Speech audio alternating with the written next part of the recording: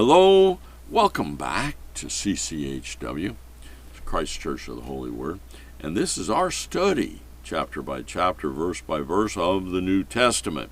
We're in the book of Acts. We're about to cover chapter 25, and where we are right now, Paul has been on a very loose form of house arrest for 2 years. By Felix in Caesarea, and he's been lobbied by Felix. The governor has been lobbied by the Jews. I say Kenites.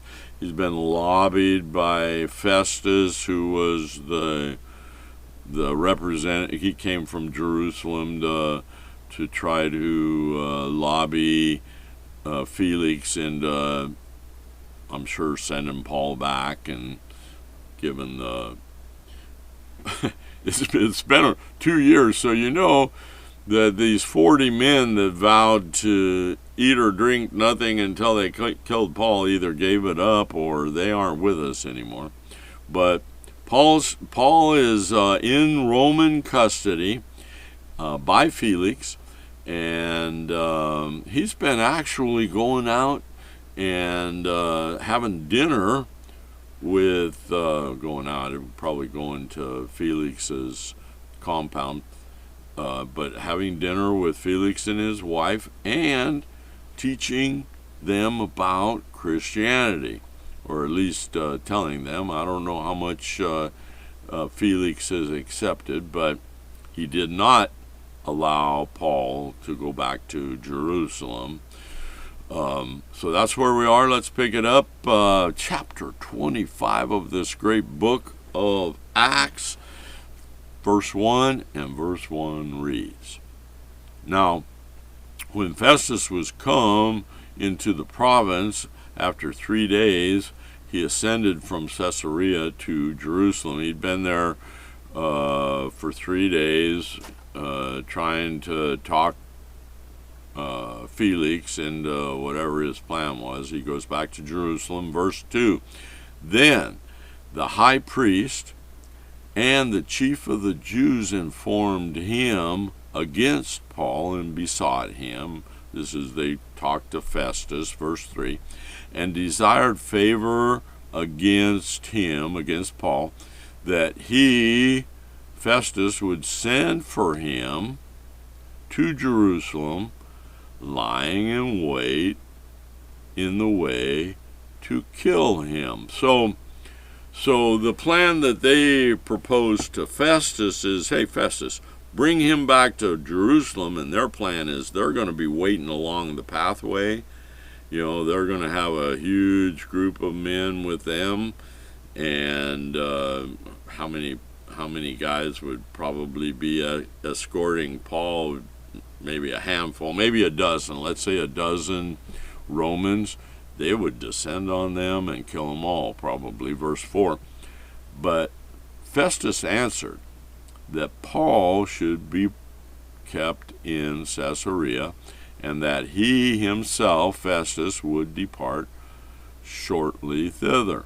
Verse 5, Let them therefore, said he, which among you are able, go down with me, and accuse this man, if there be any wickedness in him. So Festus is saying, hey, I'm going back down there. If you got a case against Paul, come with me and testify. Verse 6, And when he had tarried among them, among the Jews, more than 10 days, he went down into Caesarea. He went back where Paul was, and the next day, sitting on the judgment seat, commanded Paul to be brought.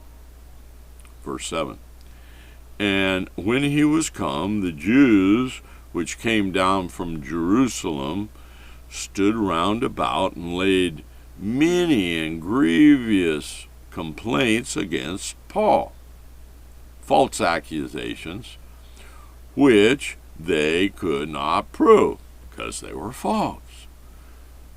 Verse 8, Meanwhile, he, Paul, answered for himself neither against the law of the Jews, he didn't speak against the law, neither against the temple, nor yet against Caesar have I offended anything at all. This is what Paul claimed. Verse 9.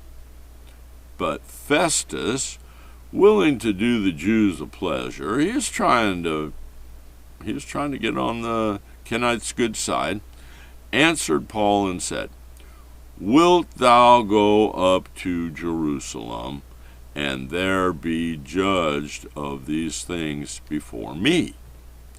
So, there it is, the attempt to set the trap. Remember, the Kenites were already planning to ambush the group that would bring Paul back to Jerusalem while they were still out on the road. Verse 10.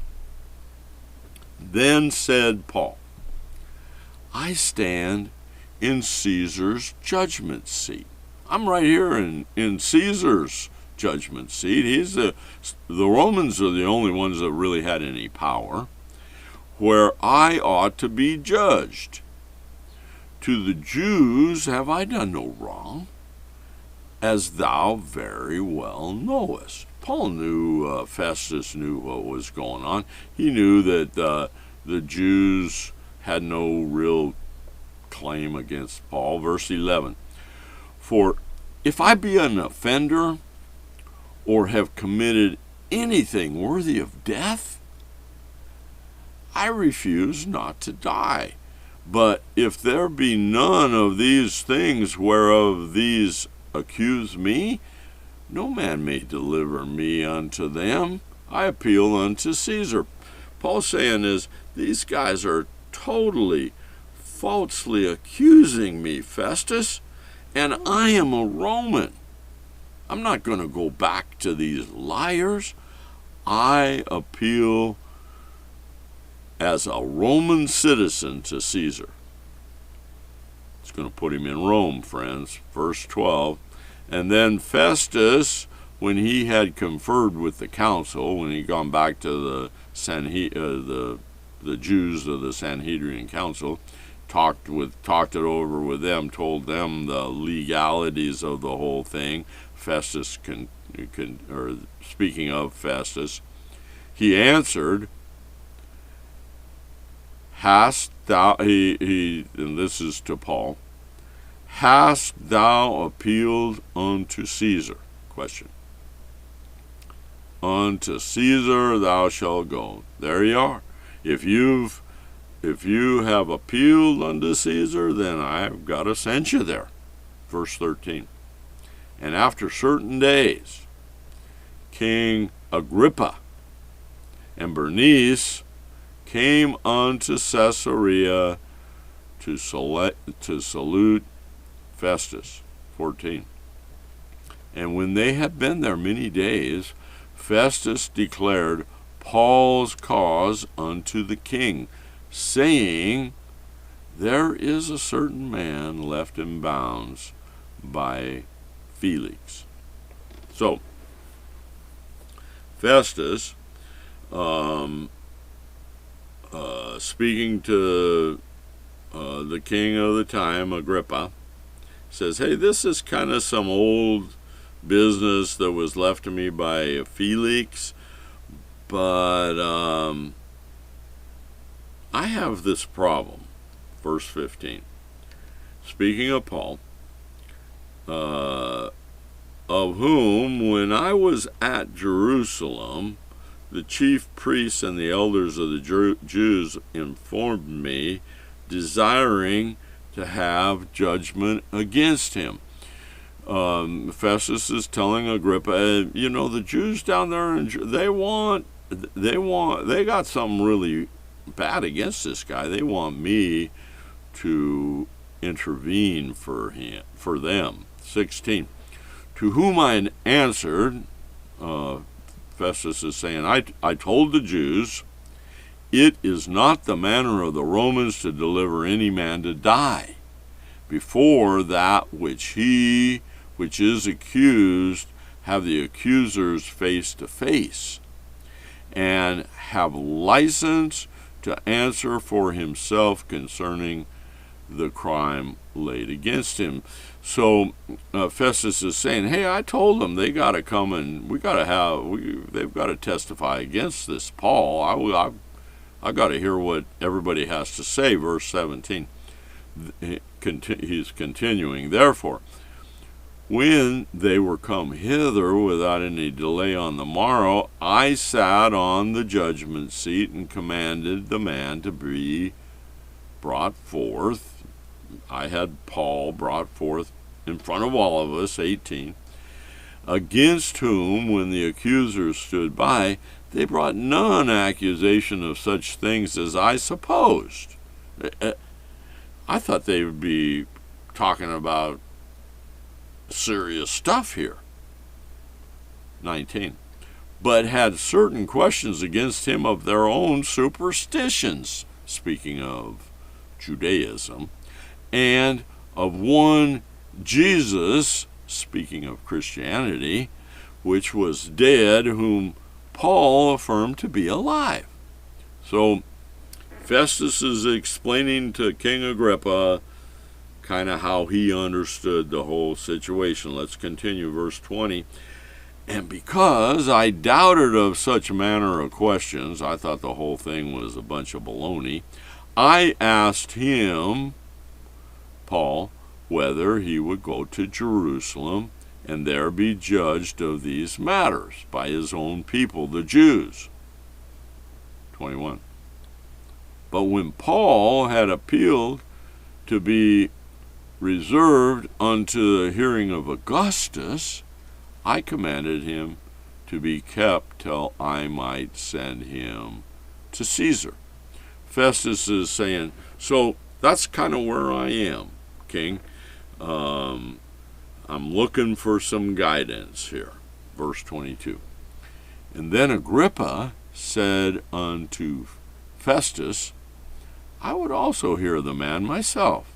Tomorrow, said he, thou shalt hear him. 23.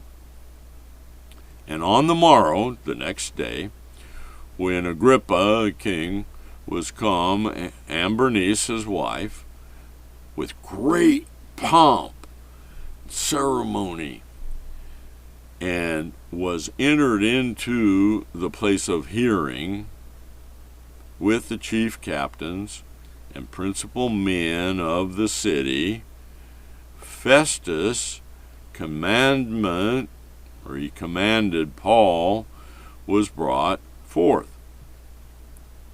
Verse 24. And Festus said, King Agrippa, and all men which are here present with us, ye see this man, speaking of Paul, about whom all the multitude of the Jews have dealt with me. They've been bugging me about this, both at Jerusalem and also here in Caesarea, crying that he ought not to live any longer. They've been crying, demanding that I kill this man. Verse 25. But when I found that he had committed nothing worthy of death, and that he himself hath appealed to Augustus, to Rome. Now remember, Agrippa is king over this area, but he's certainly not Caesar. Let me continue. And that he himself hath appealed to Augustus, I have determined to send him. 26. And of whom I have no certain thing to write unto my Lord, wherefore I have brought him forth before you, and especially before thee, O King Agrippa, that after examination had I might have something to write. So again, he's asking Agrippa, give me some guidance here. Verse 27. For it seemeth to me unreasonable to send a prisoner and not withal to signify the crimes laid against him. So, Festus is saying, I don't want to send him to Rome without any explanation, without any charges, without any. I just don't. I need some guidance, King. We're going to leave it there for tonight, beloved. We're going to pick it up next time right here where we left off with verse 1 of chapter 26. But until then, please stay in his word, beloved. Study.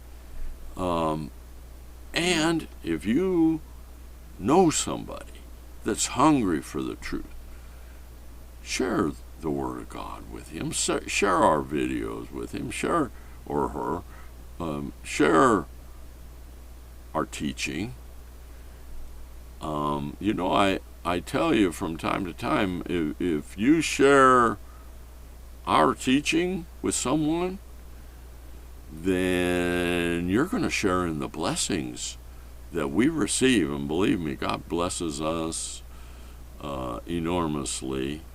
One of the most amazing things in my life, beloved, is how blessed I have been from the time I was born until this very moment. And if you look at your life, if you were born in this country, and if you are listening to this broadcast and you're being told about Jesus Christ and what Jesus brought into this world for you and me, you got to admit that you have been blessed abundantly. So I hope you appreciate that. Most of all, right now, in this world, we see what's going on right now. Please pray for us here at CCHW. We're praying for you every day. I pray for you. I pray that God blesses you. I pray that God protects you. I pray that God opens your mind so you can understand His truth. And I pray that you stand with us, and I pray that you share our teaching. So if you can, remember you can find us on all the platforms that we exist on. We're trying to increase them, but for sure on YouTube you will find us at CCHW Real News. And friends, until next time, please remember the election, the elect, the members of the elect are those that have eyes to see and ears to hear. So if you are amongst that group and you see God's truth and you hear it and you understand it, please share it, beloved. It is the way that the elect will forge the path to the Lord in these end times.